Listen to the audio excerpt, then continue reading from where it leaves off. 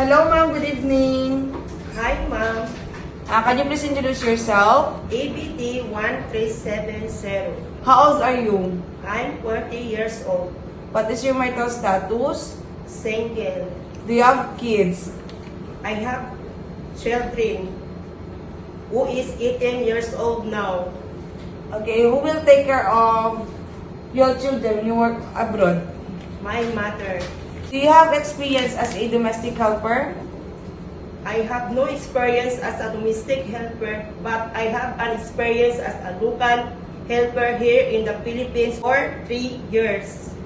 Okay. What are your main duties and responsibilities being a household worker?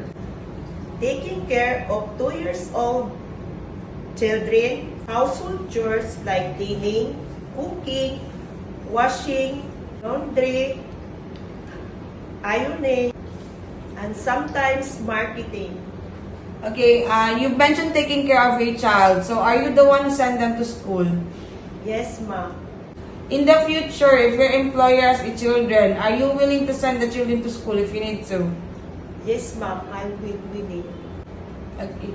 Are you willing to teach or tutor your future employer's children like reading, counting, or any other learning activities? Yes, ma'am. Are you willing to eat Chinese food when you get there? Yes, ma'am. I'm willing to eat and I'm willing to learn how to cook Chinese food. If you're homesick, what will you do?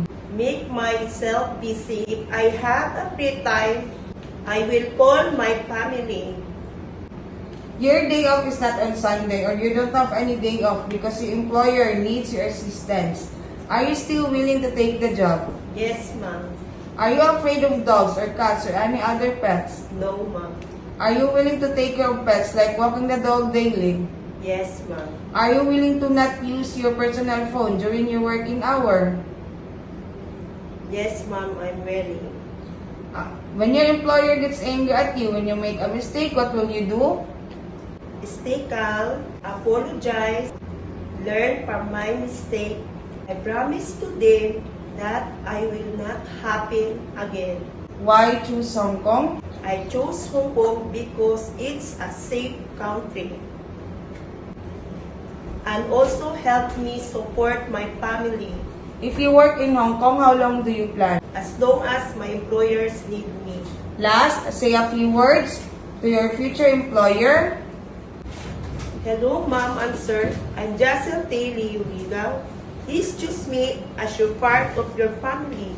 I am responsible, hardworking, and very much willing to learn.